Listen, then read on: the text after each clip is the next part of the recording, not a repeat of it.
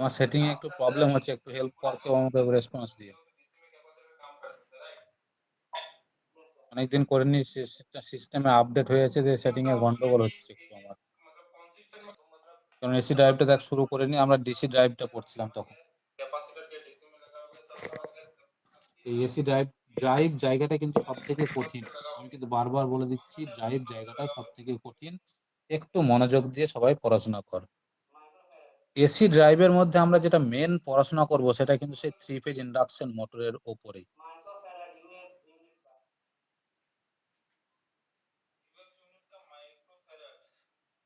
3 phase induction মোটরের উপরেই কিন্তু আমরা পড়াশোনা করব।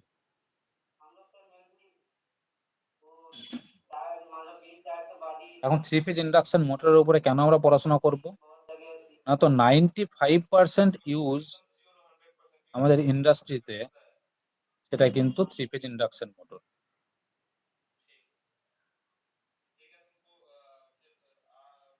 95% ইউজ কিন্তু আমাদের এই 3 ফেজ ইন্ডাকশন মোটর কি আমরা ইন্ডাস্ট্রিতে ইউজ করি। তাহলে সেই জায়গা থেকে ইন্ডাকশন মোটর যেহেতু আমাদের একটা এসি মোটর, তাহলে সেই এসি মোটরটাকে চালানোর জন্য যে ড্রাইভারটাকে দরকার সেইটাই তো আমার এসি ড্রাইভ। সেই ইন্ডাকশন মোটরটার উপরেই আমাদেরকে পড়াশোনা করতে হবে। সেই ইন্ডাকশন মোটরকে আমরা কিভাবে রান করাবো, কিভাবে টর্ক দেবো, কিভাবে লোড দেবো, তার করেসপন্ডিং পড়াশোনা করতে হবে। এখন এই ইন্ডাকশন মোটরের করেসপন্ডিং পড়াশোনা করতেই চাইলে আমাদেরকে প্রথমে একটা ওভারভিউ দেখতে হবে। এই ওভারভিউটা দেখতে যাওয়ার আগে আমি একটা কথা তোদেরকে বলে দিচ্ছি, তোরা থার্ড সেমিস্টারে যে 3 ফেজ ইন্ডাকশন মোটর পড়েছিলিস সেই নোটপত্র তোদের কাছে আছে না নেই? তোরা থার্ড সেমিস্টারে যেটা পড়েছিলিস সেই নোটপত্রটা কি তোদের কাছে আছে যত্ন সহকারে, না হারিয়ে ফেলেছিস? সেই নোট কি গ্রুপে দিতে হবে? কারণ সেই জায়গাটা কিন্তু খুব ইম্পর্টেন্ট। সেই জায়গাটা না করলে এই জায়গাটা কিন্তু সহজে অতটা ধরতে পারবি না। এখন যদি বলিস যে পরীক্ষায় পাস করার জন্যে, তাহলে সেটা আলাদা ব্যাপার। কিন্তু যদি মনে করিস যে শিখবো ব্যাপারটা, তাহলে কিন্তু ওই 3 ফেজ ইন্ডাকশন মোটর থার্ড সেমিস্টারে যেটা পড়েছি সেটাকে কিন্তু আবার একবার রিপিট করতে হবে। নোটগুলো দিয়ে দিবেন। তাহলে নোটটা যদি দিতে বলিস তাহলে আমি গ্রুপে শেয়ার করবো, এই কারণে জিজ্ঞেস করছি।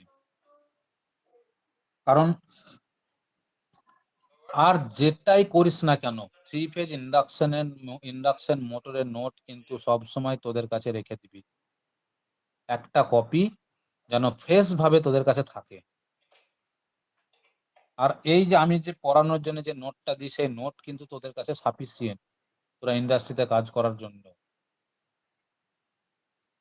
এই নোটের উপরে দাঁড়িয়ে দেখবি প্রচুর প্রবলেম ভবিষ্যতে তোরা সলভ করতে পারবি। আমাকে অনেক তোদের সিনিয়র দাদারা যখন ফোন করে যে স্যার এই প্রবলেমটা পেয়েছি, এই প্রবলেমটা সমাধানের উপায়টা কি, তখন আমি তাদেরকে নোট খুলে দেখিয়ে দিই যে দেখ এই জায়গাটা ভালো করে পড় আগে, যদি নিজে না বুঝতে পারিস তখন আবার কল করবি। ঠিক এই রকম করে অ্যান্সারটা দিই।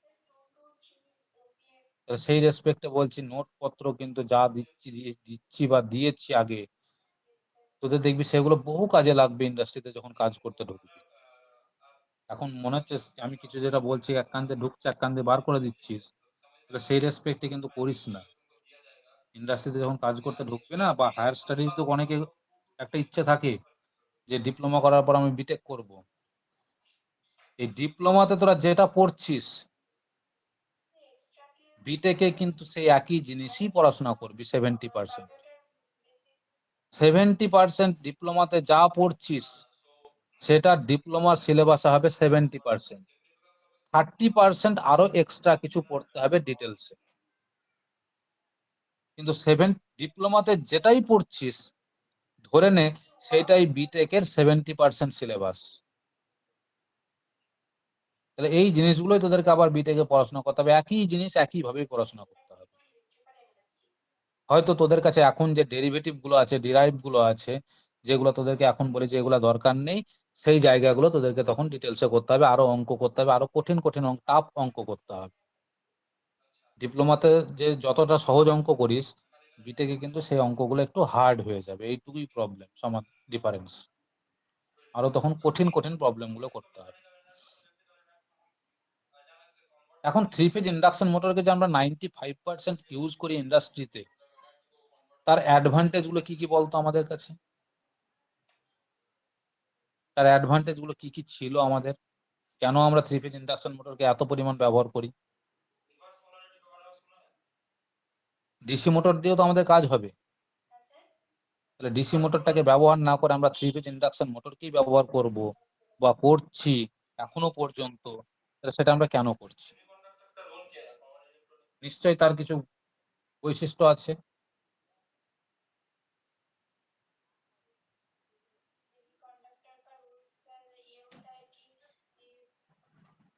সেটিং এ আমার এত প্রবলেম হচ্ছে না,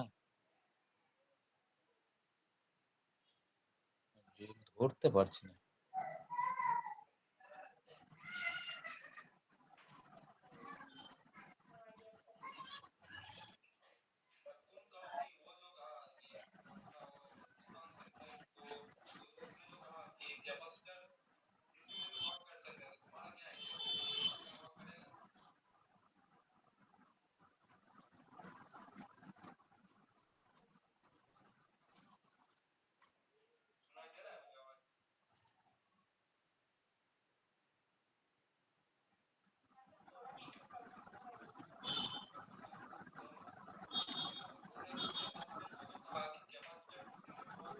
তাহলে তোরা কেউ দেখতে পাচ্ছিস কিছু, একবার রেসপন্স দে তো।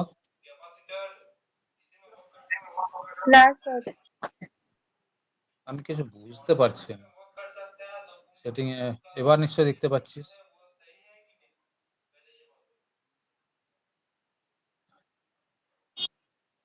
হ্যাঁ স্যার, দেখতে পাচ্ছি স্যার। সেটিং এ আপডেট হয়ে তোদেরকে আজকে পড়াতে গিয়ে দেখছি সেটিং এ পুরো আপডেট হয়ে গেছে অনেক কিছু। আমি আজ ধরতেই পারছি না, অনেক গন্ডগোল লাগছে। তাহলে সেই জায়গা থেকে বলতো আমাদের 3 ফেজ ইন্ডাকশন মোটর যে আমরা 95% ব্যবহার করছি, কেন ব্যবহার করছি? আমাদের 3 ফেজ ইন্ডাকশন মোটরে আমাদের কিছু অ্যাডভান্টেজ আছে, সেই অ্যাডভান্টেজ গুলো কি কি?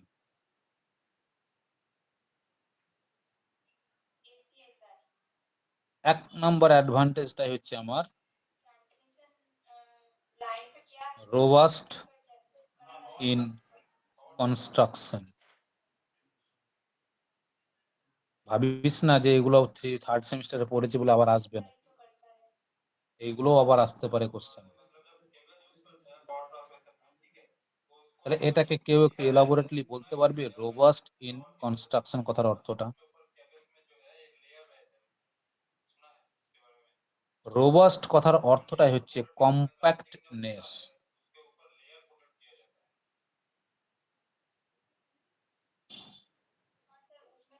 কম্প্যাক্টনেস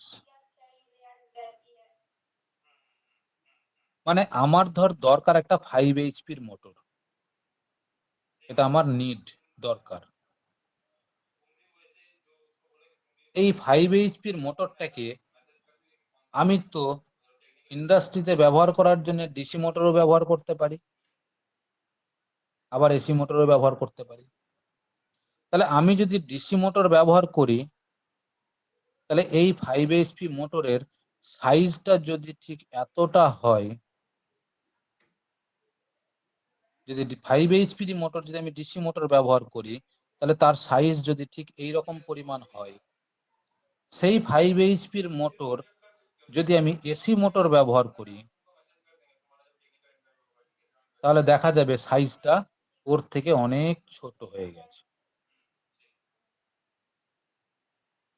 অর্থাৎ এখানে আমার লার্জ সাইজ দরকার পড়বে ডিসি মোটর যদি ব্যবহার করি, আর যদি আমি এসি মোটর ব্যবহার করি তাহলে সেটা আমার স্মল সাইজেই পরিণত হয়ে যাবে। কিন্তু দুজনেরই ক্ষমতা 5 এইচপি। তাহলে সেটাই যদি হয়, তাহলে আমার সুবিধাটা কি আসবে দুটো মোটরের মধ্যে? এই দুটো মোটরের মধ্যে আমার মেন সুবিধাটা কি কি পেতে পারি?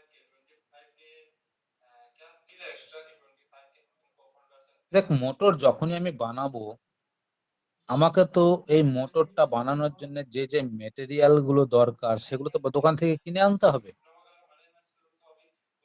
তাহলে এতটা বড় যখন সাইজ হচ্ছে তাহলে তার প্রথমত আউটার কভার যেটাকে বলি আমরা স্টেটর, তাহলে সেই স্টেটরের অংশটা কিনতে হবে, এখানেও কিনতে হবে স্টেটরের অংশটা, এখানেও কিনতে হবে স্টেটরের অংশটা। এখন স্টেটর তো আমার জেনারেলি কাস্ট আয়রন দিয়ে তৈরি, কাঁচা লোহা, এবং সেটা তো ওজন দামে বিক্রি হবে। তাহলে একটা বড় সাইজের যখন আমি স্টেটর কিনতে যাব তার যে ওজন হবে, ছোট সাইজে যখন আমি স্টেটর কিনবো তার কি ওজন একই হবে না কম হবে? অনেক কম হবে। তাহলে যদি আমার সাইজে কেজি কিলো হিসাবে দাম যদি একই হয়, তাহলে সেই জায়গা থেকে বড় সাইজের স্টেটর কিনতে গেলে বড় দাম পড়বে, বেশি দাম পড়বে, ছোট সাইজের স্টেটরের ছোট দাম মানে কম দাম পড়বে। তাহলে ম্যানুফ্যাকচারিং কস্ট আমার কমে যাবে, প্রথম কথা। এবার স্টেটরের ভেতরে আমার যে রোটেটিং পার্টটা থাকবে সেটা তো রোটর, তাহলে স্টেটর যদি বড় হয় তাহলে তো রোটরও বড় লাগবে। এর যদি স্টেটর ছোট হয় তাহলে রোটরটাও তো ছোট হবে। তাহলে সবকিছু যদি আমাকে দাম দিয়ে কিনতে হয়, বড় জিনিসের তো বড় দাম পড়বে, ছোট জিনিসের তো ছোট দাম পড়বে। ঠিক একইভাবে আমার ভেতরের তার যখন দরকার, কন্ডাক্টর কয়েল বানানোর জন্য তো কন্ডাক্টর লাগবে, তাহলে নিশ্চয়ই বড় সাইজটা বেশি হয়েছে তার কারণ কন্ডাক্টরও বেশি করে দরকার পড়েছে, তারের পাক সংখ্যা বেশি দরকার পড়েছে। তাহলে বেশি সংখ্যক তারের পাক যখন দরকার পড়বে, তাহলে সেই কন্ডাক্টরকে যখন কিনতে দেবো সেটাও তো আমাকে ওজন দাম দিয়ে কিনতে হবে, বেশি দাম দিয়ে কিনতে হবে বড় সাইজের জন্য। আর স্মল সাইজের জন্য তো আমার কম সংখ্যক পাক লাগবে তারের, বা তারের পাক যদি কম সংখ্যকও না লাগে, ধরে নে এখানে যে বড় সাইজে ধরে এত বড় তারের যখন কয়েল বানাতে হচ্ছে, ধরে 1000 পাক কয়েল জড়াতে হবে, এত বড় কয়েল। আর সেই জায়গাতে এখানেও ধরে 1000 পাক কয়েল বানাতে হবে, ছোট কয়েল, তাহলে কোনটাই তারের লেন্থ বেশি লাগবে? এটা তো নিশ্চয়ই তারের লেন্থ বেশি লাগবে। তারের লেন্থ বেশি লাগা মানে তো সেখানে ওজন বেশি চলে আসবে। দুটোতেই পাক সংখ্যা সেম, কিন্তু একটাতে ছোট কয়েল একটাতে বড় কয়েল।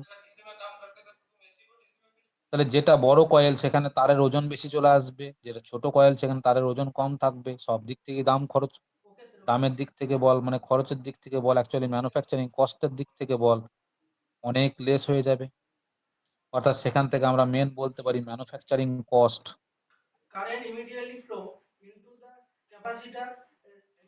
যেটা ম্যানুফ্যাকচারিং কস্ট সেটা কি অনেক কম হবে? তো লেস হবে। এবার যার ম্যানুফ্যাকচারিং কস্টটাই কম, তাকে তো মার্কেটে কম দামই পাবো কিনতে। যার ম্যানুফ্যাকচারিং কস্ট বেশি, তাকে তো কিনতে গেলে আমার দাম বেশি লাগবে।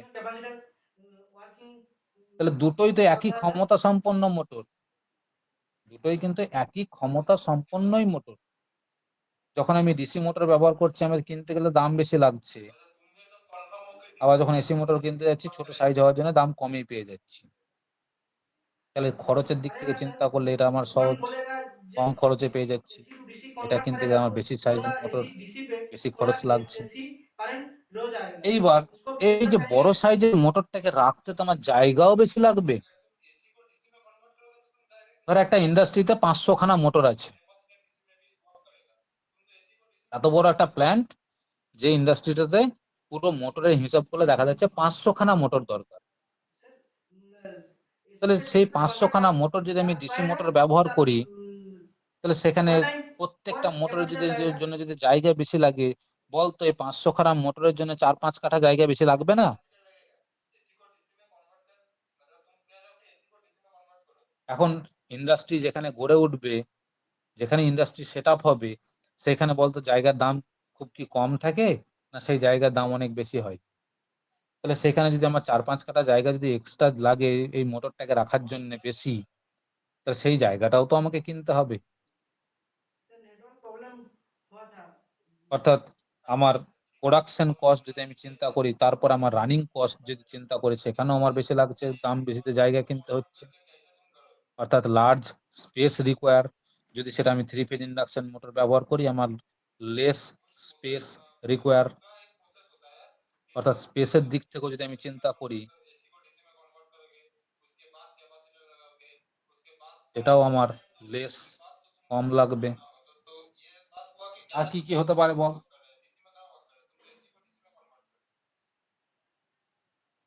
এখন ছোট মোটরকে কেউ কি জয়েন করতে এলো?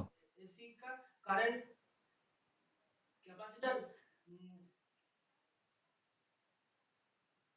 एसी के डीसी ছোট মোটরকে कन्वर्ट करेगा ব্যবহার করা যেহেতু ওজনের দিক থেকে কম, তাহলে তাকে তো ব্যবহার করাটা আমার বেশি রিলায়েবল হবে, তাই নয়? सर फिर से जॉइन होगा বড় মোটরের उसके लिए থেকে नेटवर्क प्रॉब्लम ছোট होगा মোটরকে ব্যবহার করাটা তো আমার বেশি রিলায়েবল হবে, খুব সহজ ব্যাপারটা ঘটবে, थैंक यू ব্যাপারটা তো অনেক সহজ হবে। হবে কি হবে না বল? ছোট মোটরকে ব্যবহার করা সুবিধা হবে না বড় মোটরকে ব্যবহার করা আমার সুবিধাজনক হবে? ধর একটা মোটরকে এক জায়গা থেকে আরেক জায়গায় ট্রান্সপোর্ট করতে হয়েছে কোনো কারণে, তাহলে সেটা ছোট মোটরকে সুবিধা হবে না বড় মোটরকে সুবিধা হবে? বল, একটু রেসপন্স দে, যাতে আমি বুঝতে পারি যে তোরা লাইনে আছিস, শুনতে পাচ্ছিস ঠিক মতো।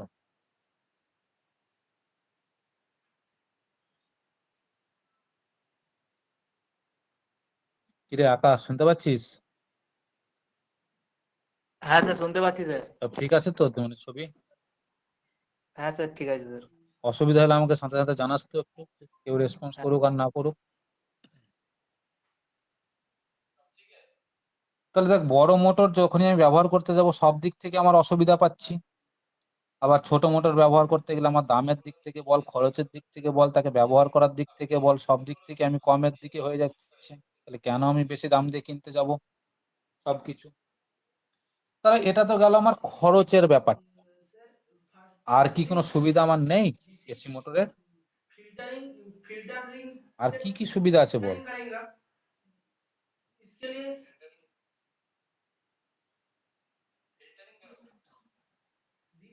डीसी पे जहाँ एसी एसी करंट रहेगा আর কি কি সুবিধা আছে এবার মোটরের দিক থেকে বলছি, মানে এটা আমি আউটার ফিচার দিক থেকে বললাম।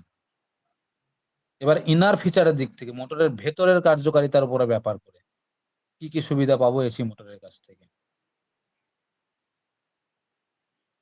বল, একটু দেখি তোদের কতটা মনে আছে। না তো আমি ইন্ডাকশন মোটর কিন্তু খুব কঠিন জিনিস ড্রাইভসে, ডিসি মোটরের তত ইকুয়েশন ছিল না। দেখ ভালো করে 3 পেজ থার্ড সেমিস্টারে যখন ডিসি মোটর পড়েছিলিস খুব কম ইকুয়েশন দিয়ে কাজ হয়ে গিয়েছিল, এবং তার সাপেক্ষে ড্রাইভ পড়তে গিয়ে যে ইকুয়েশন আমরা পেয়েছি সেগুলো জেনে রাখ, খুবই কম ইকুয়েশন পেয়েছি। কিন্তু এবার এসি মোটরে যখন পড়তে গেছি দেখ থার্ড সেমিস্টারে এসি মোটরে অনেক ইকুয়েশন পেয়েছিলিস, তাহলে ড্রাইভে তো বেশি পরিমাণ ইকুয়েশন পাবোই, সেই রেসপেক্টে সেটা তো একটা ধারণাই আছে আমাদের যে এসি মোটরের ইকুয়েশন আমাদের প্রচুর সংখ্যক ইকুয়েশন পাবো। আর সেই ইকুয়েশন बोलेगा আমাকে এমন জায়গা থেকে শুরু করতে হবে আমি যে কোনো জায়গায় যেন পৌঁছাতে পারি। एसी को डीसी कन्वर्ट करेगा फिर से जहाँ तक তাহলে বেসিক জিনিসটাকে কিন্তু খুব ক্লিয়ারলি জানতে হবে। ড্রাইভ যে যত ভালো শিখতে পারবি ইন্ডাস্ট্রিতে সে তত গ্রোথ করতে পারবি নিজেকে, যদি একদম কোর ফিল্ডে কাজ করিস। কারণ ড্রাইভ পড়তে আসা মানে মেশিন পড়তে আসা, মেশিন ড্রাইভের সাথে মেশিন যুক্ত, মেশিনে এবং ড্রাইভের সাথে পাওয়ার ইলেকট্রনিক্সও যুক্ত, সবকিছুই আমার একসাথে হয়ে যাচ্ছে এই জায়গাতে।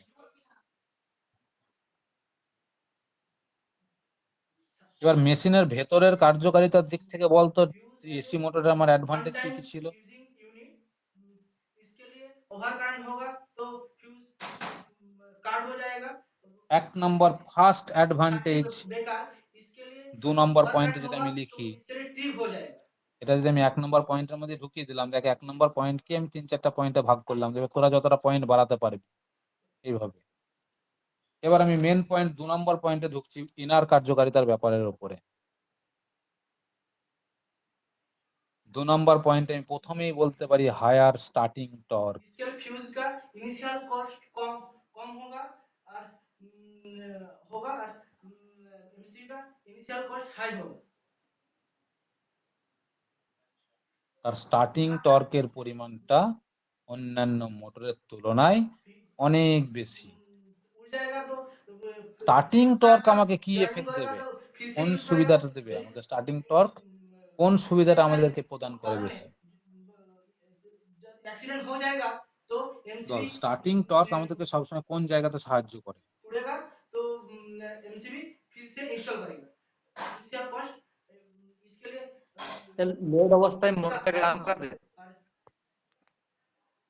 ধর কোনো একটা বস্তু স্থির অবস্থায় আছে, সাপোজ ধরে নে তোদের একটা গাড়ি আছে, 4 চাকা গাড়ি আছে, এখন রাস্তার মাঝখানে খারাপ হয়ে গেল। সার্কিট ব্রেকার তাহলে কি করবি? সেই গাড়িটাকে নিয়ে এখন গ্যারেজে পৌঁছাতে হবে।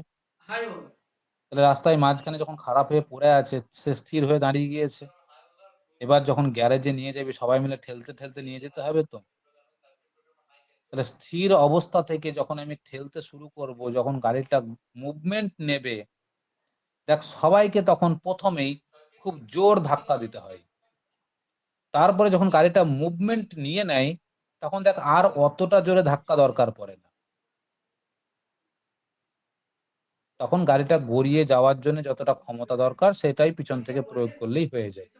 কিন্তু ইনিশিয়ালি যখন গাড়িটা দাঁড়িয়ে ছিল, এই দাঁড়িয়ে থাকা অর্থাৎ রেস্ট অবস্থা থেকে যখন মুভমেন্ট নিতে যাবে, সেই অবস্থায় আমার অনেক বেশি পরিমাণ বল প্রয়োগ করে তাকে গতিশীল করতে হয়েছে। कंपोनेंट यूज होता है এই যে at the moment of starting, যখন তুই গতিশীল করতে যাচ্ছিস রেস্ট কন্ডিশন থেকে, যে বল প্রয়োগটা করতে হলো সেটাই তো আমার স্টার্টিং টর্ক মোটরের। यूज होगा इसके लिए এখন এই মোটরটাকে যখন আমি ইন্ডাস্ট্রিতে ব্যবহার করব, কিসের জন্য ব্যবহার করব? কোনো একটা মেশিনকে চালানোর জন্য, বড়সড় মেশিনকে চালানোর জন্য, যে মেশিনের একটা প্রোডাকশন হবে, তাহলে সেই মেশিনের উপর নিশ্চয়ই লোড বসে থাকবে।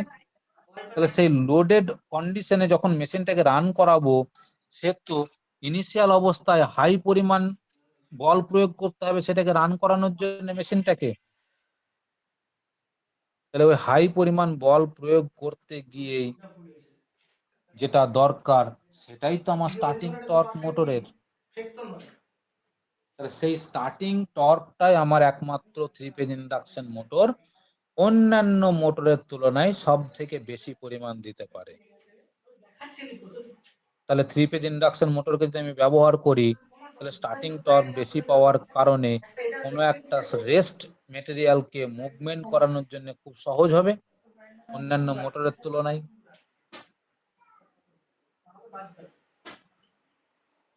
3 নম্বর কন্ডিশন আমি বলতে পারি গুড স্পিড রেগুলেশন।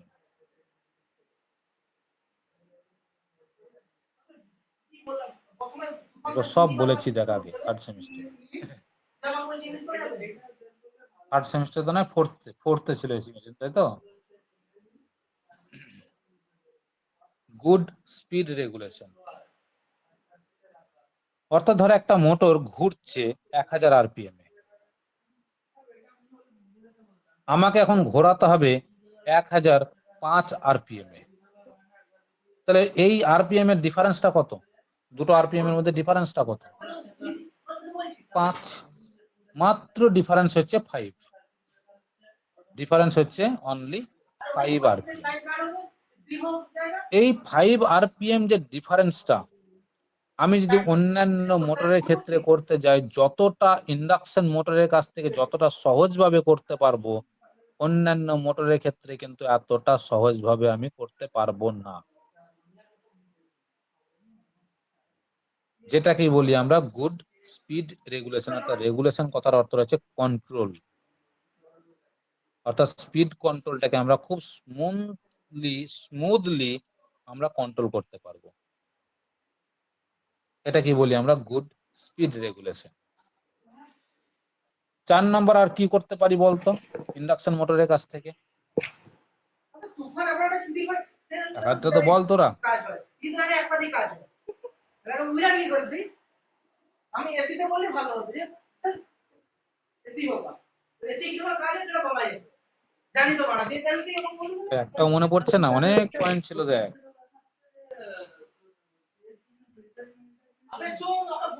অনেক পয়েন্ট বলেছিলাম তখন, তার মধ্যে থেকে একটা পয়েন্ট বল কেউ এবার।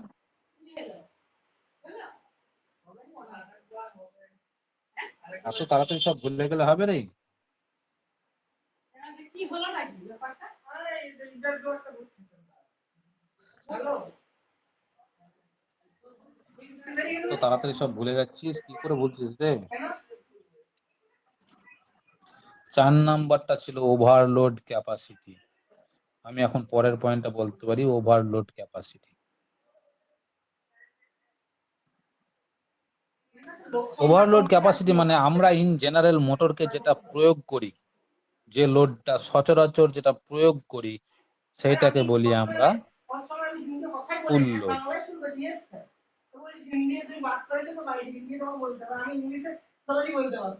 মোটরের 3 রকমের লোড হয়।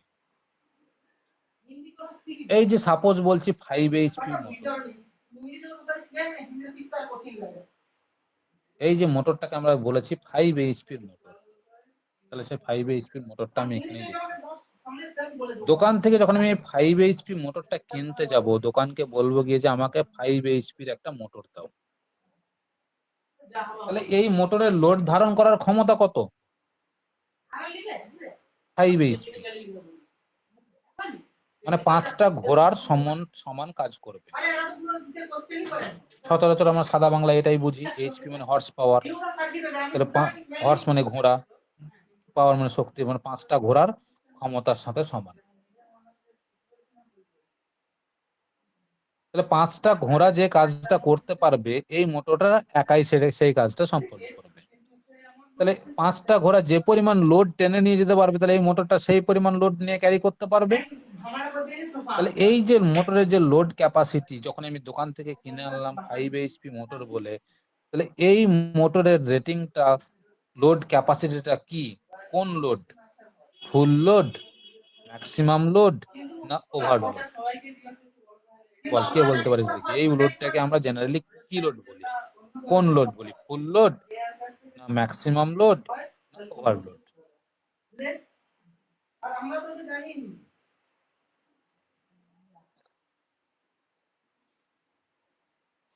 বল। এইটাকে বলি আমরা মোটরের ফুল লোড, এইটাকে বলি আমরা মোটরের ফুল লোড। কিন্তু এই মোটরের আরো একটা লোড আছে। এই মোটরের আরো একটা লোড আছে, যেটাকে বলি আমরা ম্যাক্সিমাম লোড। সচরাচর আমরা দিনে যে পরিমাণ কাজ করি, যে ক্ষমতা প্রয়োগ করে কাজ করি, সেটাকে বলি আমাদের ফুল লোড। এখন তোকে যদি কানে কানে কেউ এসে বলে যে আজকের দিনে একটু কাজটা 1 ঘন্টার কাজ, শেষের 1 ঘন্টা কাজটা একটু বেশি করে দিবি, তাহলে তারপর তাহলে আর কালকে তোদেরকে কাজ করতে হবে না। বা তোদেরকে বলে দিলাম যে আজকে রাত্রে তোরা একটু বেশি করে পড়ে নিস, যাতে তোদেরকে আর কালকে পড়াশোনা না করতে হয়। তাহলে সে মানুষ তো সে একই তুই। তাহলে আজকে 1 ঘন্টা পড়বি সাধারণত, তাহলে এই যে 1 ঘন্টা যে পড়তিস, সেটা হচ্ছে তোর কাছে ফুল লোড।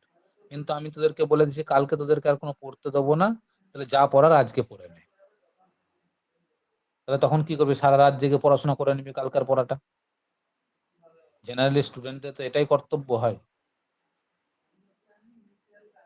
তাহলে এই যে তোরা একটা কোনো কিছু কন্ডিশন পাওয়ার জন্যে যে কাজটা এখন করবি, তাহলে সেটা তো ম্যাক্সিমাম লোড। তাহলে সেই লোডটা ফুল লোডের থেকে বেশি হয় না কম হয়? সেই লোডটা সাধারণত ফুল লোড থেকে বেশি হয়। যদি কোনো একটা মোটরের 5 এইচপি ফুল লোড হয়, তাহলে সেই মোটরের জেনে রাখ ম্যাক্সিমাম লোডটা হচ্ছে আরো 25% মোর, আরো 25% বেশি থাকবে। তাহলে 25% মানে কত এই ক্ষেত্রে? 1.25 এইচপি। তার মানে এই মোটরটাই যদি আমি ঠিক মতো খাবার দিই, ঠিক মতো কন্ডিশন দিই, তাহলে এই মোটরটাই 5 এইচপি মোটরটাই আমার 6.25 এইচপি লোড ক্যারি করতে পারবে। কিন্তু 6.25 এইচপি লোডটাকে ক্যারি করার জন্য তাকে ঠিকমতো খাবার দিতে হবে। তোদেরকে যদি বলা হয় আজকের দিনে একটু বেশি করে কাজ কর, তোদেরকে তো একটু বেশি করে খাওয়া দাওয়া করতে হবে, যাতে বেশি করে কাজ করতে পারিস। আর আজকের দিনে বেশি করে কাজ করলে কালকে তোরা ছুটি পাবি, যদি এরকম বলা হয় তোদেরকে, তাহলে তোরা তো ওই একটা দিন ছুটির অপেক্ষাতে বসে থেকে একটু ভালো করে খাওয়া দাওয়া করে আজকে সুন্দর একটু বেশি করে কাজ করে দিয়ে কালকে ছুটিটা এনজয় করবি। তাহলে সেই কন্ডিশনটা কি তোদেরকে দিয়েছে যে আজকের দিনটা বেশি করে কাজ করলে কালকার দিন ছুটি পাবি। তাহলে এরকম একটা কন্ডিশন তোদেরকে দেওয়া হয়েছিল বলেই কাজটা করবি। তাহলে ঠিক এখানেও একটা মোটরকে যখন আমি দোকান থেকে কিনে আনছি 5 HP মোটর বলে, সেটা কিন্তু মোটরের ফুল লোড, যেটা সাধারণত লোড ব্যবহার করবে, অর্থাৎ এই লোডটাও সচরাচর সবসময় নিয়ে থাকবে। কিন্তু তাকে যদি আমি ঠিক মতো কন্ডিশন অ্যাপ্লাই করি, তাহলে সে কিন্তু ওই ম্যাক্সিমাম ফুল লোডের আরো 25% লোড ক্যারি করতে পারবে, যেটাকে বলবি আমরা মোটরের ম্যাক্সিমাম লোড। এই দুটো লোড ছাড়াও আরো এক প্রকারের লোড আছে আমাদের, যেটাকে বলি আমরা ওভারলোড।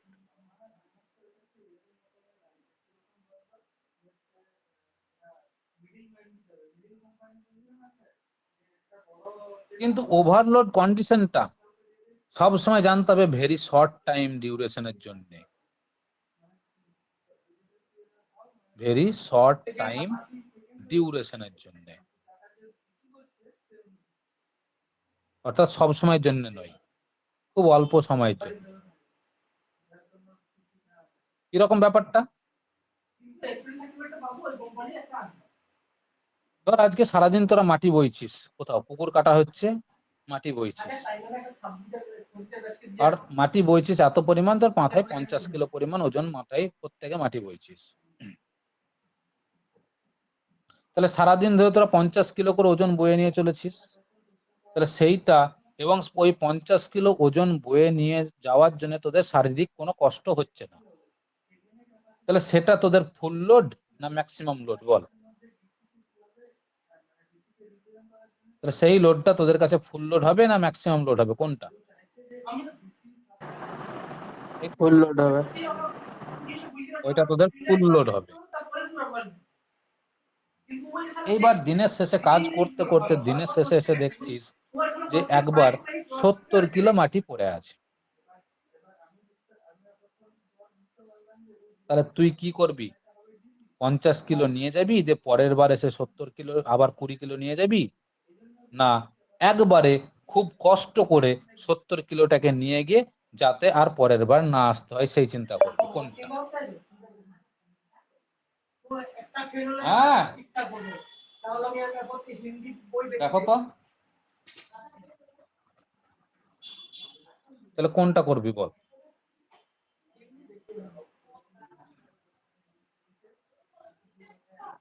উপরে পাঠিয়ে দাও কেন? উপরে নিয়ে আসতো, উপরে নিয়ে আসো কেন? উপরে আসতে বলো কেন? এই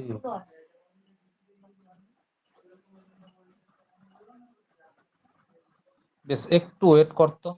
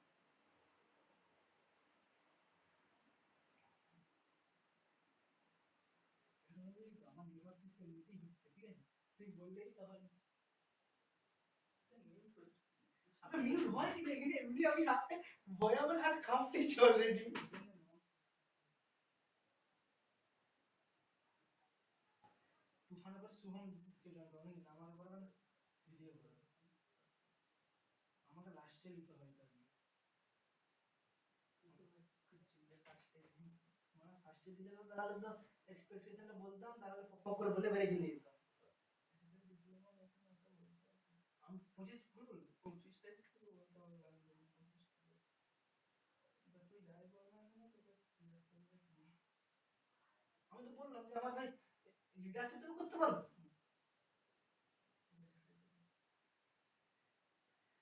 হাত বসানো না বাংলাদেশ চলে না ওয়ানডে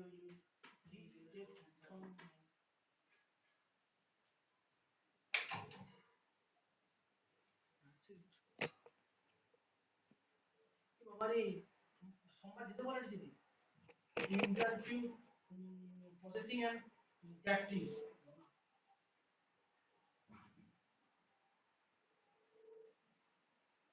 দেন আমাদের যখন যাবো তখন বন্ধ।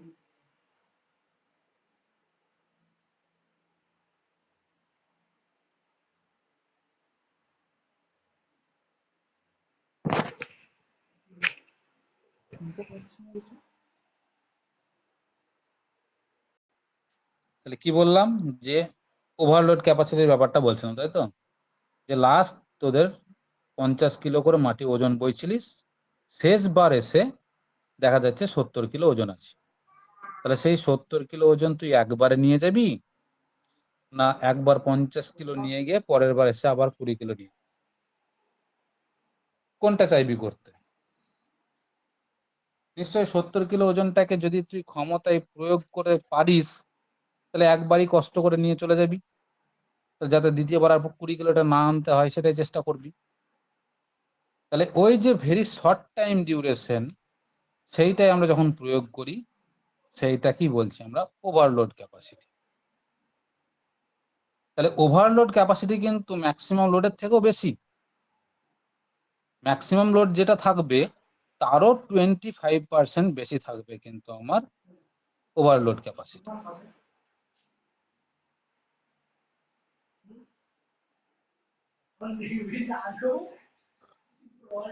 এবার একটা 3 ফেজ ইন্ডাকশন মোটর, মোটরের এই যে ওভারলোড ক্যাপাসিটিটা অন্যান্য মোটরের থেকে ডিসি মোটরের রেসপেক্টে বা অন্য কোনো অন্য কোনো মোটরের সিনক্রোনাস মোটর বা আরো সব মোটর যেগুলো আছে সেই সব মোটরের রেসপেক্টে একমাত্র 3 ফেজ ইন্ডাকশন মোটর আমার এই ওভারলোড ক্যাপাসিটিটাকে সব থেকে বেশি দেখাতে পারে। এই ওভারলোড ক্যাপাসিটিটাকে বহন করে নিয়ে যাওয়ার জন্য আমার 3 ফেজ ইন্ডাকশন মোটরটাই সব থেকে বেশি কার্যকর ভূমিকা পালন করে। তাহলে যদি কোনো কারণে মোটরের উপরে লোড হঠাৎ করে বেশি চলে আসে খুব কম টাইমের জন্য, তাহলে 3 ফেজ ইন্ডাকশন মোটর যদি থাকে সেখানে, তাহলে সেই 3 ফেজ ইন্ডাকশন মোটর সেই সিচুয়েশনটাকে ওভারকাম করে নিতে পারে খুব ইজিলি। এটাই হচ্ছে আমাদের 3 ফেজ ইন্ডাকশন মোটরের একটা ইন্টারনাল প্রপার্টি। এছাড়া আর কিছু মনে আছে তোদের? বল।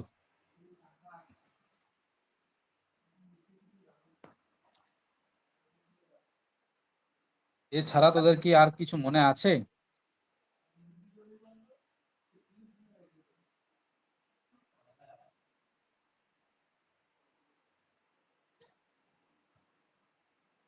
তাহলে এইগুলোই আমার একটা জেনারেল ইন্ডাকশন 3 ফেজ ইন্ডাকশন মোটরের জেনারেল ওভারভিউ, যে কারণের জন্য আমরা ম্যাক্সিমাম বা 95% ইউজ করি আমরা 3 ফেজ ইন্ডাকশন মোটর। একটা ইন্ডাস্ট্রিতে সবসময় আমরা 3 ফেজ ইন্ডাকশন মোটর এই কারণেই ব্যবহার। এবার আমরা 3 ফেজ ইন্ডাকশন মোটর ধর সেই কারণের জন্য ব্যবহার করছি বা করব। তাহলে সেই 3 ফেজ ইন্ডাকশন মোটর যখন আমি কনস্ট্রাকশনে আসবো দেখতে,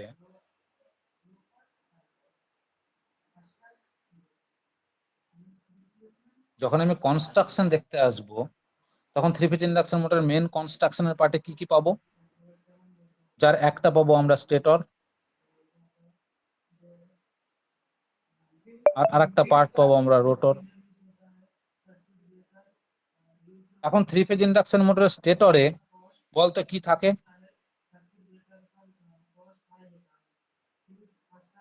আমরা 3 ফেজ ইন্ডাকশন মোটরের সাপ্লাইটা কোথায় দিই? স্টেটরে দিই না রোটরে দিই?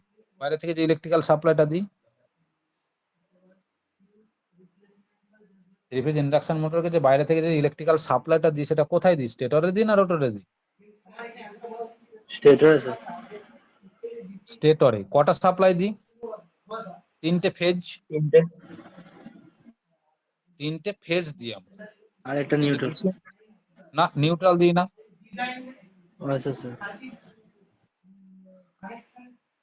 আমরা তিনটে ফেজ সাপ্লাই দিই। একটাকে বলি আর ফেজ, একটাকে বলি ওয়াই ফেজ, একটাকে বলি বি ফেজ। কিন্তু আমরা নিউট্রাল দিই না। এই থ্রি ফেজ সাপ্লাইটাকে স্টেটরে দেওয়ার জন্য, থ্রি ফেজ সাপ্লাইটাকে দেওয়ার জন্য স্টেটরের মধ্যে আমাদের থাকে তিনখানা কয়েল।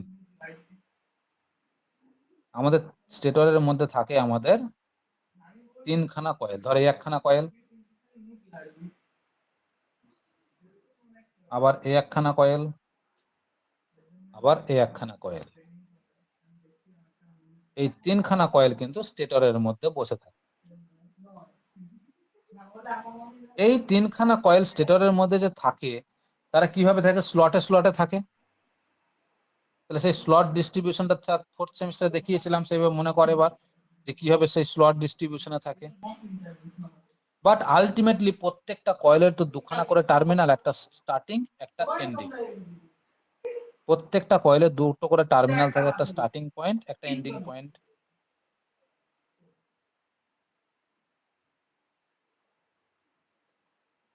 তাহলে তিনখানা কয়েলের জন্য মোট আমি কটা টার্মিনাল পাবো? টোটাল 6খানা টার্মিনাল পাবো। এই 6খানা টার্মিনাল বা তিনটে কয়েলের ওপরে আমরা এই থ্রি ফেজ সাপ্লাইটাকে কিভাবে অ্যাপ্লাই করি? মানে কার মনে আছে বল?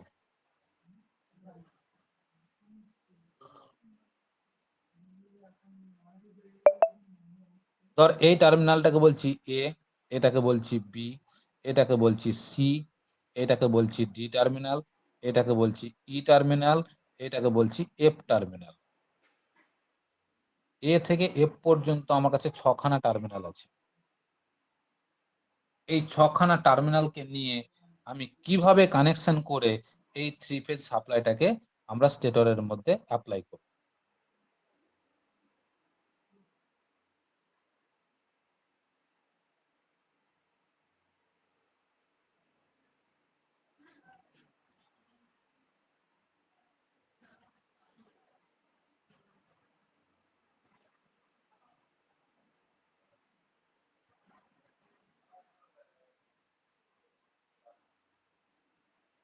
এই তিনটে কয়েলকে আমি কিভাবে কানেকশন করব যার ফলে এই তিনটে ফেজকে আমি সাপ্লাই দিতে পারবো?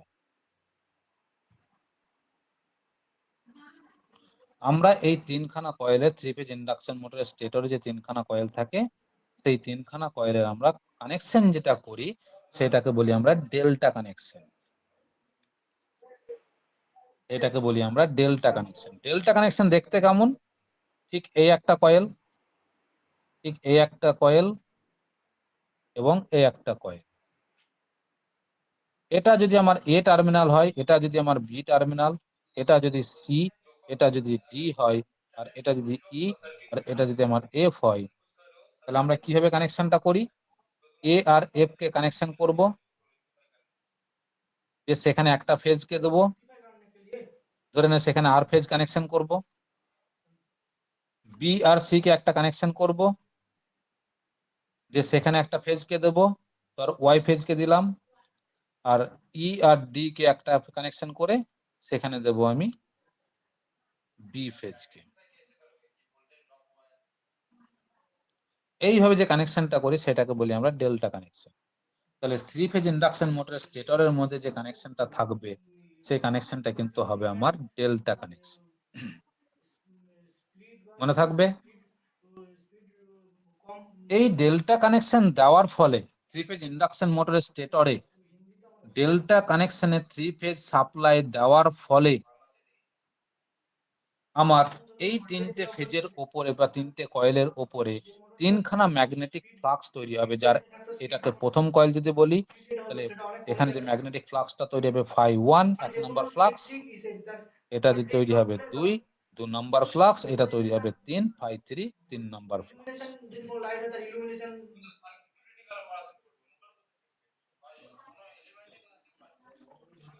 এই তিনটে ম্যাগনেটিক ফ্লাক্সের ফলে তারা তো তৈরি হবে 3টে ম্যাগনেটিক ফ্লাক্স এবং তারা কাজ করবে 3জন 3 দিকে কাজ করবে।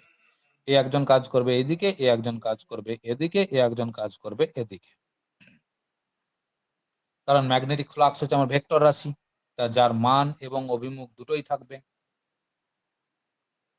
এই 3টে ম্যাগনেটিক ফ্লাক্সের যেটা লব্ধি বা রেজাল্ট্যান্ট ম্যাগনেটিক ফ্লাক্স পাবো, সেই লব্ধি বা ম্যাগনেটিক ফ্লাক্সটাকে দেখতে পাই আমরা ঠিক এইভাবে ঘুরতে থাকে।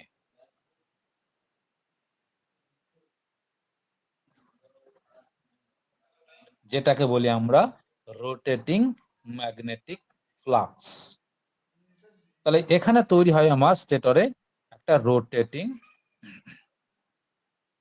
Magnetic flux. Three phase induction মোটরের মধ্যে আমার যেটা তৈরি হয় সেটা হচ্ছে রোটেটিং ম্যাগনেটিক ফ্লাক্স। এই 3টে সাপ্লাই দেওয়ার ফলে তৈরি হয়।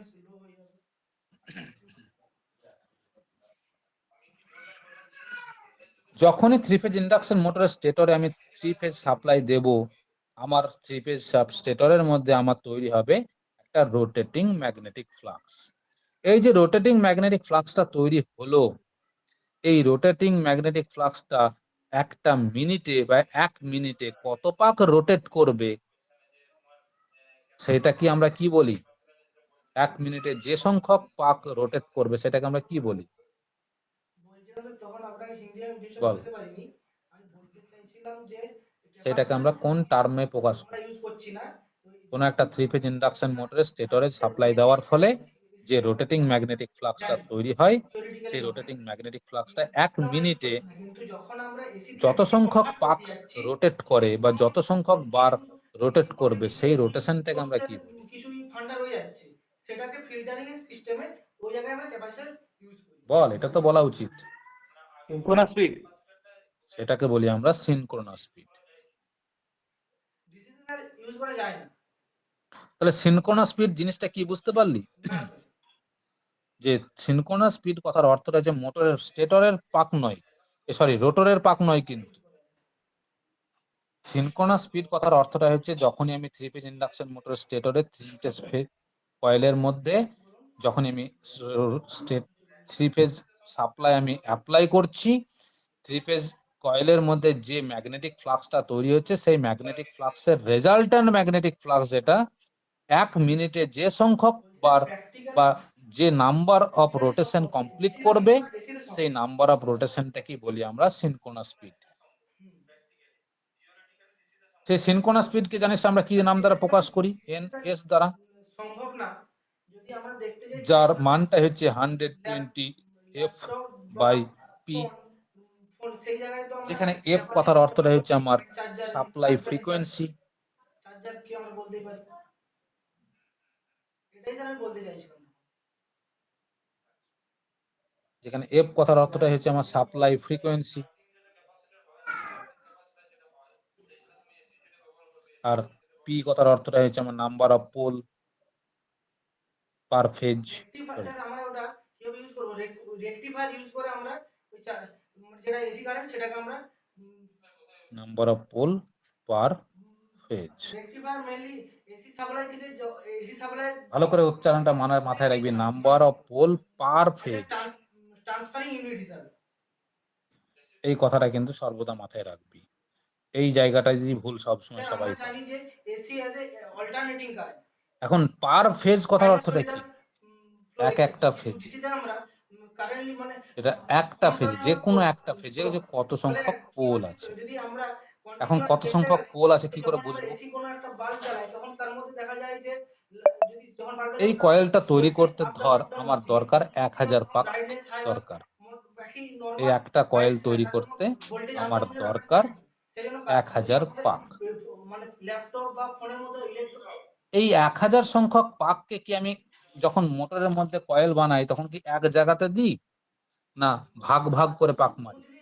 যখন চার্জিংটা তখন স্মুথলি চার্জিং করা যায় বা যে কারেন্ট ফ্লোটা স্মুথলি হয় ফলে সেখানে ব্রাইটনেসটাও একই রকমই থাকে। 1000 পাক কিন্তু আমরা এক জায়গাতে দিই না। যদি এক জায়গাতে দিতাম তাহলে সেই কয়েলটাকে কি কয়েল বলতাম? ফোনে কোনো রকম মনে পড় সেই কয়েলের নামটা কি বলতাম? ডিস্টারবেন্স আসে না।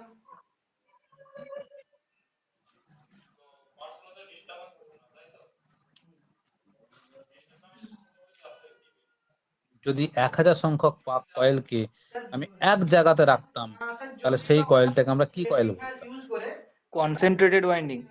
সেটাকে বলতাম কনসেন্ট্রেটেড ওয়াইন্ডিং। চার্জিং পয়েন্ট, কিন্তু আমরা কি কনসেন্ট্রেটেড ওয়াইন্ডিং বানাই না অ্যাডাপ্টার বলে ডিস্ট্রিবিউটেড ওয়াইন্ডিং বানাই? ওই জায়গায়।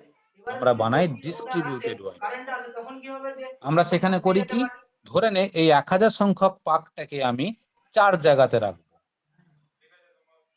তাহলে 250 পাক করে ভাগ করে রাখতে পারি। ঠিক আছে।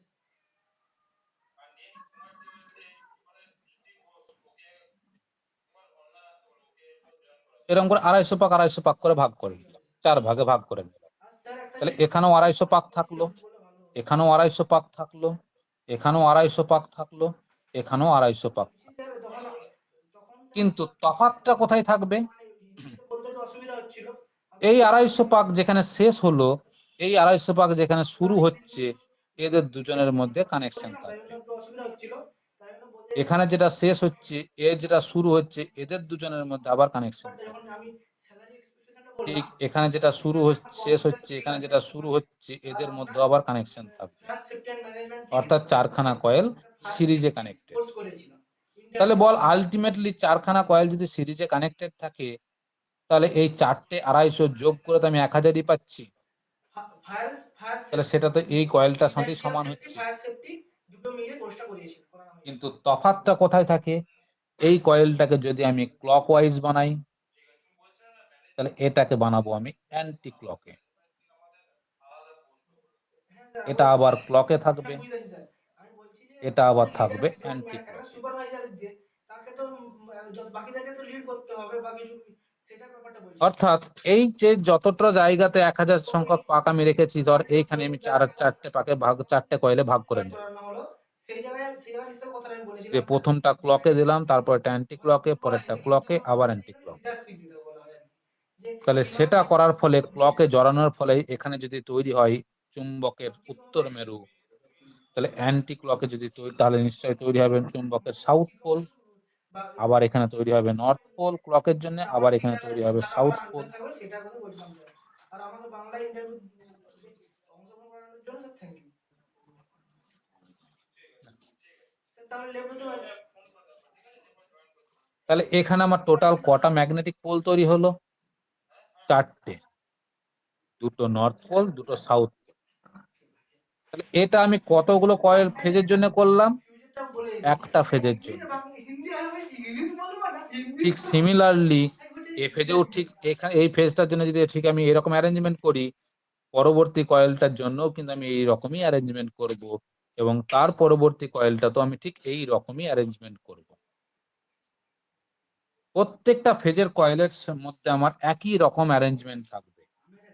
কিন্তু যখনই আমি পোলের হিসাবটা করতে যাব, তখনই কিন্তু পোলের হিসাবটা সবসময় হবে পার ফেজে, অর্থাৎ প্রতিটা কয়েলের জন্য, একটা কয়েলের জন্য। এবার যদি আমার ধর সাপ্লাই ফ্রিকোয়েন্সিটার মান যদি থাকে 50 হার্জ, এটা তো আমরা সবাই জানি যে আমাদের সাপ্লাই ফ্রিকোয়েন্সির মান 50 হার্জ। এটা তো বলবি। যদি আমার পোল সংখ্যা থাকে 4 পোল, ঠিক এইভাবে যদি আমি পোল বানাই, কয়েল বানাই, তাহলে 4খানা পোল তৈরি হচ্ছে ম্যাগনেটিক পোল। তাহলে 4খানা যদি ম্যাগনেটিক পোল তৈরি হয়, তাহলে সেই মোটরের ক্ষেত্রে সিনক্রোনাস স্পিড আমরা কত পাবো? 120 ইন্টু 50/4, তাকে হিসেব করে আসবে 1500। 1500টা কি? না তো আমার আরপিএম, রেভলিউশন পার মিনিট। ঠিক এইভাবে আমরা সিনক্রোনাস স্পিডটাকে পাবো। সেই সিনক্রোনাস স্পিডটা তাহলে কোথা থেকে পেলাম? স্টেটর থেকে না রোটর থেকে?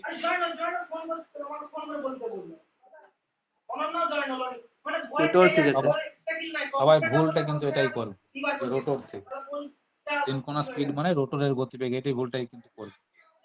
তাহলে অ্যাকচুয়ালি সিনক্রোনাস স্পিড মানে স্টেটরে যে ম্যাগনেটিক ফ্লাক্সটা তৈরি হচ্ছে তার গতিবেগ, সে 1 মিনিটে কত পাকে ঘুরছে। এবার বলতো এই স্টেটরটার ভেতরই তো রোটরটা ঢুকে আছে না বাইরে আছে? এই স্টেটরটার ভেতরেই তো রোটর থাকবে না স্টেটরের বাইরে রোটর থাকবে, কোনটা? খুব বড় ভাই যদি দেখ, আমি একটা কথা বলি তো, কোন কোম্পানি কি কখন আসছে বলা মুশকিল, বলে যে কোম্পানির জন্য পারমানেন্ট করবে, স্টেটরের ভেতরে থাকবে স্যার। স্টেটরের ভেতরেই থাকবে। তাহলে সেই স্টেটরের ভেতরেই যদি আমার রোটর থাকে, তাহলে নিশ্চয়ই এরকম জায়গায় রোটরটা আছে। তাহলে এটা হচ্ছে আমার সেই রোটর। ঠিক একই রকম ভাবে স্টেটরে যেরকম গল্প আমরা শুনলাম, রোটরেও আমার থাকবে তিনখানা কয়েল। স্টেটরেও যেমন তিনখানা কয়েল আছে ডেল্টাতে, রোটরেও কিন্তু আমার থাকবে তিনখানা কয়েল। তাহলে রোটরেও কিন্তু থাকে আমার তিনখানা কয়েল, তাহলে এখানেও কিন্তু থাকে তিনটে ওয়াইন্ডিং। যে তিনখানা ওয়াইন্ডিং কিভাবে কানেক্টেড থাকে? Star connect. তারা থাকে একে অপরের মধ্যে স্টার কানেক্ট, তারা থাকে স্টার কানেকশন। এগুলো আর আমাকে ভিতরে ঢুকাস না, তাহলে তারা থাকে স্টার কানেকশন। সেই যে স্টার কানেকশনে থাকে, এখানে যে স্টার কানেকশনটা থাকে সেই স্টার কানেকশনটা কিভাবে থাকে? তো রোটরের মধ্যে তিনখানা কয়েল, তারা ঠিক এইভাবে কানেকশন থাকে। যে এখান থেকে একটা টার্মিনাল বেরিয়ে আসে বাইরে, এখান থেকে একটা টার্মিনাল বাইরে বেরিয়ে আসে, আর এখান থেকে একটা টার্মিনাল বাইরে বেরিয়ে আসে। যে এই তিনখানা টার্মিনাল তিনখানা স্লিপ রিং এর সাথে কানেক্টেড হয়ে, এই তিনখানা টার্মিনাল তিনখানা স্লিপ রিং এর সাথে কানেক্টেড হয়ে, দেখ বাইরে আমরা একটা এক্সটার্নাল রেজিস্টারের সাথে কানেক্টেড করি। মনে পড়ছে জায়গাগুলো?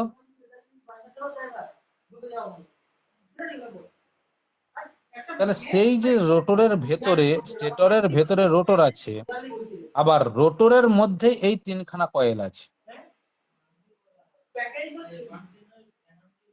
এখন রোটরের স্টেটরে যখন ম্যাগনেটিক ফ্লাক্স তৈরি হচ্ছে, তাহলে সেই ম্যাগনেটিক ফ্লাক্স এই কয়েলগুলো পাবে। যখনই একটা ম্যাগনেটিক ফ্লাক্সের মধ্যে কয়েল থাকবে, কয়েল মানে তো কারেন্ট ক্যারিং কন্ডাক্টর, মানে তার, তাহলে সেই তারের উপরে যখন ম্যাগনেটিক ফ্লাক্স কাজ করবে, তাহলে বলতো এই কয়েলগুলোর উপরে ভোল্টেজ বা ইএমএফ ইনডিউসড হবে কি হবে না, according to Faraday law of electromagnetic induction. তাহলে এই কয়েলগুলোর উপরে ইএমএফ ইনডিউসড হবে according to Faraday law of electromagnetic induction. সেই ইএমএফটার কারণে এবার রোটর যেহেতু বাইরে রেজিস্টারের সাথে কানেক্টেড থেকে শর্ট সার্কিট কন্ডিশনে থাকে, ইন্টারনাল শর্ট সার্কিট কন্ডিশন বা এক্সটার্নাল শর্ট সার্কিট কন্ডিশন, যদি স্কুইরাল কেজ রোটর হয় তাহলে সেটা থাকবে ইন্টারনালি শর্ট সার্কিটেড, আর যদি স্লিপ রিং রোটর হয় তাহলে সেখানে থাকবে আমার এক্সটার্নালি শর্ট সার্কিটেড কন্ডিশন। তাহলে সেই শর্ট সার্কিট কন্ডিশনের ফলে ইএমএফটা যখন তৈরি হয়েছে, শর্ট সার্কিট থাকার ফলে এখানে একটা কারেন্টের ফ্লো ঘটবে। সেই কারেন্টের ফ্লো এর জন্য আবার সেই কারেন্টটা দেখ এই কয়েল থেকে বেরিয়ে এই রাস্তা দিয়ে গিয়ে আবার এই কয়েলে ঢুকছে, তার মানে এই কয়েলগুলোর উপরও আবার একটা ইএমএফ কারেন্টের ফ্লো হচ্ছে। তাহলে যখনই একটা কয়েলের মধ্যে কারেন্টের ফ্লো হবে আবার একটা ম্যাগনেটিক ফ্লাক্স তৈরি হবে। এটা বলছে 1 নম্বর ফ্লাক্স φ1, এটা বলছে 2 নম্বর ফ্লাক্স φ2, আর এটাকে বলছে 3 নম্বর ফ্লাক্স φ3। আবার দেখ তিনখানা ম্যাগনেটিক ফ্লাক্স তৈরি হলো। সেই যে ম্যাগনেটিক ফ্লাক্স তৈরি হলো, এদের ম্যাগনেটিক ফ্লাক্সের মধ্যে তো একটা রেজাল্টেন্ট ম্যাগনেটিক ফ্লাক্স পাবো, যেটাও কিনা রোটেট করবে। এখন এটার স্টেটরের ম্যাগনেটিক ফ্লাক্স যদি ক্লকওয়াইজ ডিরেকশনে রোটেট করে, তাহলে এটাও ক্লকওয়াইজ ডিরেকশনেই রোটেট করবে, একই দিকেই চলবে। তাহলে এর যা গতিবেগ হওয়া দরকার, এরও তো ঠিক সেই গতিবেগটাই হওয়া দরকার, কারণ এখানকার ম্যাগনেটিক ফ্লাক্সের কারণেই ইএমএফ তৈরি হচ্ছে, সেই ফ্লাক্স ইএমএফ এর কারণে কারেন্ট ফ্লো হচ্ছে, যেটাকে বলি আমরা রোটর কারেন্ট। সব হিসাব করেছিলাম দেখ 4th সেমিস্টারে। সেই কারেন্টের কারণেই ফ্লাক্স তৈরি হচ্ছে। তাহলে সেই কারেন্টের কারণেই যদি ফ্লাক্স তৈরি হয়, তাহলে এটাই তো আলটিমেটলি মাদার। তাহলে এর কারণেই তো এই ফ্লাক্সটাকে পাচ্ছি বলতে গেলে। তাহলে এই ফ্লাক্সটা যে স্পিডে ঘুরছে, এদের রেজাল্ট্যান্ট ম্যাগনেটিক ফ্লাক্সটা যে স্পিডে ঘুরছে, এদের রেজাল্ট্যান্ট ম্যাগনেটিক ফ্লাক্সটা তো ঠিক একই স্পিডেই ঘুরবে। মা ছেলে একসাথেই তো থাকবে সব সময়।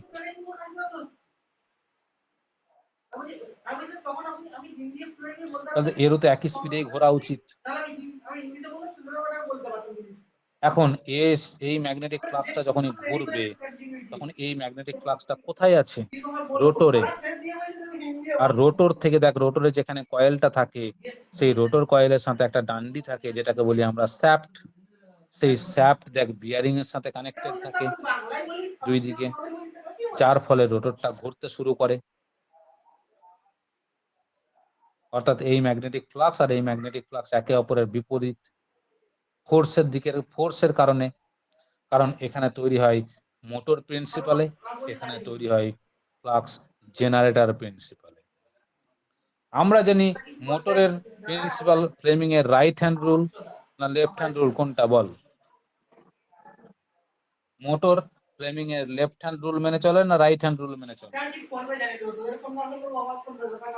হ্যাঁ স্যার, মোটরের প্রিন্সিপালটা ফ্লেমিং এর লেফট হ্যান্ড রুল মেনে চলে না রাইট হ্যান্ড রুল মেনে চলে? তাহলে মোটর যদি লেফট হ্যান্ড রুল মেনে চলে, তাহলে অবশ্যই জেনারেটর মানে রোটর, স্টেটর চলবে ফ্লেমিং এর লেফট হ্যান্ড রুল মেনে, আর রোটর চলবে ফ্লেমিং এর রাইট হ্যান্ড রুল মেনে। আর দেখ, left hand rule right hand rule আমরা বলেছিলাম এই তিনটে আঙুল দ্বারা প্রকাশ করি।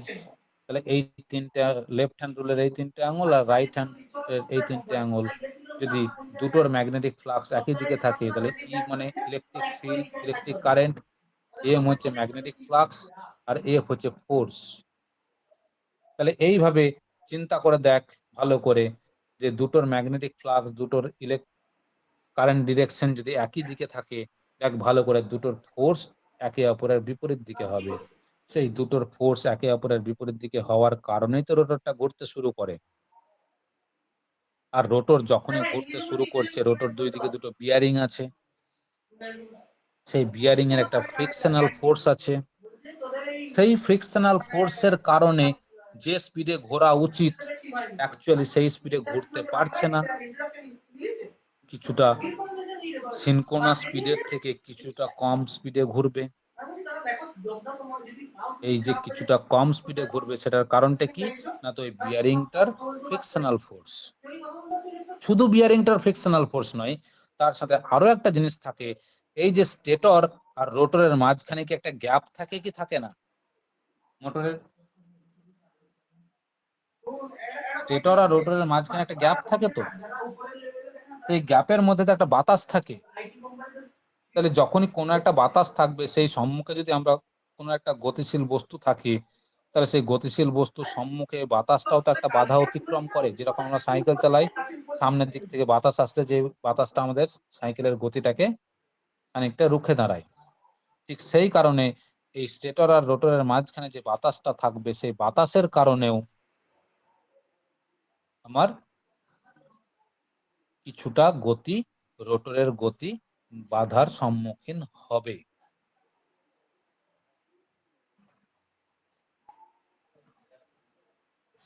যদি রোটরের গতি কিছুটা বাধার সম্মুখীন হয়, তাহলে তো স্টেটর যে স্পিডে ঘুরতে চাইছে, রোটরকে তো সেই স্পিডে ঘুরতে পারবে না, একটু কম স্পিডে ঘুরবে। এখন রোটর যে স্পিডে ঘোরে, সেটা কিন্তু বলি আমরা মোটরের রোটেশনাল স্পিড।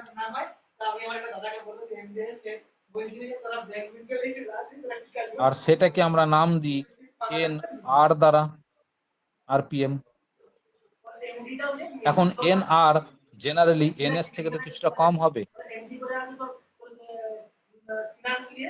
তাহলে এই দুটোর যে ডিফারেন্স, ধর এটা 1500 ঘুরছে, তাহলে এটা পাচ্ছি 1480।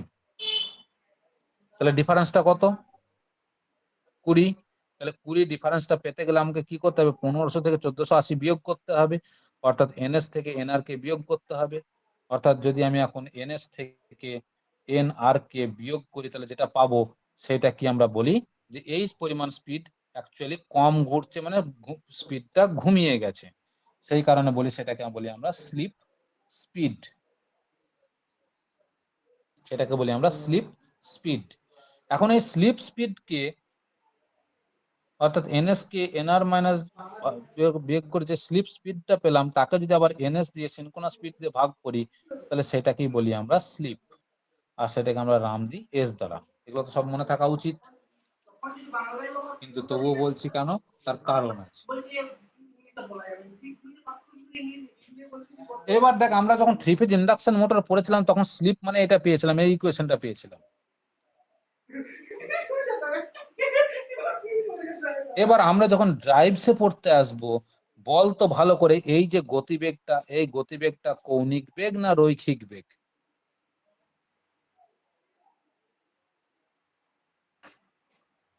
যাই হোক একটা হোক না হোক থ্রি ফেজ ইন্ডাকশন মোটর যখন পড়েছিলাম তখন আমরা এনএস মাইনাস এনআর করে স্লিপ পেয়েছিলাম, বা NS minus NR by NS করে স্লিপ পেয়েছিলাম। তাহলে এনএস মাইনাস এনআর, যেটা এনএস বলছি সিনক্রোনাস স্পিড বলছি, যেটাকে রোটেশনাল স্পিড বলছি, সেই স্পিডটা রৈখিক গতিবেগ না কৌণিক গতিবেগ, কোনটা? ঠিক আছে জিজ্ঞাসা করুন যখন আমি বলছি যে হ্যাঁ ঠিকই বলেছে, আমি বলছি না যে ডিসিতে কাজ হয়, ডিসিতে কাজ হয় না, আমাকে চেক করে দেবে। নিশ্চয়ই কৌণিক গতিবেগ এক্ষেত্রে, তখন তো হচ্ছিল স্ট্রেট লাইনে তো আর ঘুরছে না, আপনি যে ব্যাপারটা বলতে চাইছেন যে আপনি 360 ডিগ্রি অ্যাঙ্গেলে ঘুরছে, এক পাক মানে 360 ডিগ্রি অ্যাঙ্গেল। আপনার তো ওখানে ক্যাপাসিটিটা আমি বলছিলাম যে ফিল্টারিং করতে, তাহলে এটা কৌণিক বেগে ঘুরছে সব। ফিল্টার তো ওখানে করতে হবে না, তাহলে কৌণিক বেগে ঘোরানোর জন্য আমরা ব্যবহার করি ওমেগা। তাহলে ড্রাইভস এর ক্ষেত্রে স্লিপের হিসাবটা হবে omega S minus omega R by omega S. তাহলে এটা হচ্ছে আমাদের এখনকার বর্তমানে ড্রাইভস এর ক্ষেত্রে স্লিপ ভ্যালু, আর এটা পড়েছি আমরা ফোর্থ সেমিস্টারের স্লিপ ভ্যালুর হিসেব। ঠিক আছে তাহলে তুমি তফাৎটা কিন্তু এখান থেকে শুরু হলো। মাথায় ঢুকলো? বল, মাথায় ঢুকলো নাকি বল? এটুকু জিনিস বুঝতে পারলি নাকি পারলি না বল?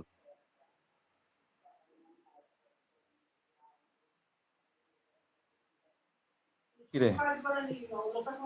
না স্যার পেরেছি। তাহলে যে আমি তোদেরকে থার্ড সেমিস্টারের ড্রাইভস এই ইন্ডাকশন মোটরের নোটটা পাঠাচ্ছি, সেইখান থেকে একবার জাস্ট ওভারভিউ করে নে প্রত্যেকটা টপিক। প্রত্যেকটা টপিক যেখানে আমরা এন প্রয়োগ করেছি সেখানে আমরা এখন প্রয়োগ করব ওমেগা, আর এন থেকে ওমেগার কনভার্সনটা সবসময় মনে রাখবি, ওমেগা কথার অর্থটা হচ্ছে 2 পাই এন।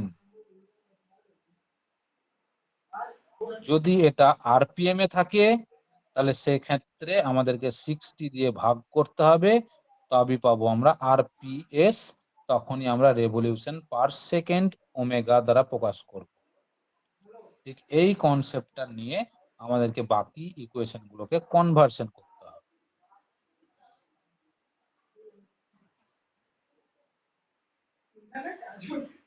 তাহলে এইটুকু পর, মানে থ্রি পেজ ইন্ডাকশন মোটরটাকে আগে ওভারভিউ কর সবাই, তবে ড্রাইভসটা বুঝতে পারবে।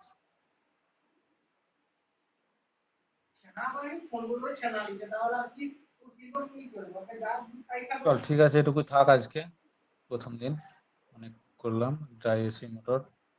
সবাই আগে ওভারভিউটা স্যার দেখে থার্ড নেন। সেমের নোটগুলো দিয়ে দেবেন। হ্যাঁ দিয়ে দিচ্ছি, থার্ড সেমিস্টার নোট দিয়ে দিচ্ছি।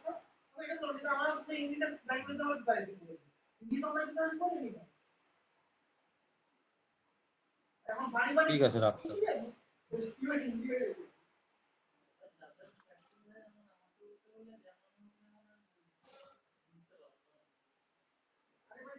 বলতেই পারবো না জানা হোক তেরা হোক ফেরা হোক একটু উপরের মতো হবে ওই বলতে পারবে না যেটা বুঝাতে পারবে লোকটা বুঝতে পারলো না এখন থেকে ডিজিটাল বুঝতে পারছে তখন অনুমান যাবে তখন থেকে বুঝতে পারবে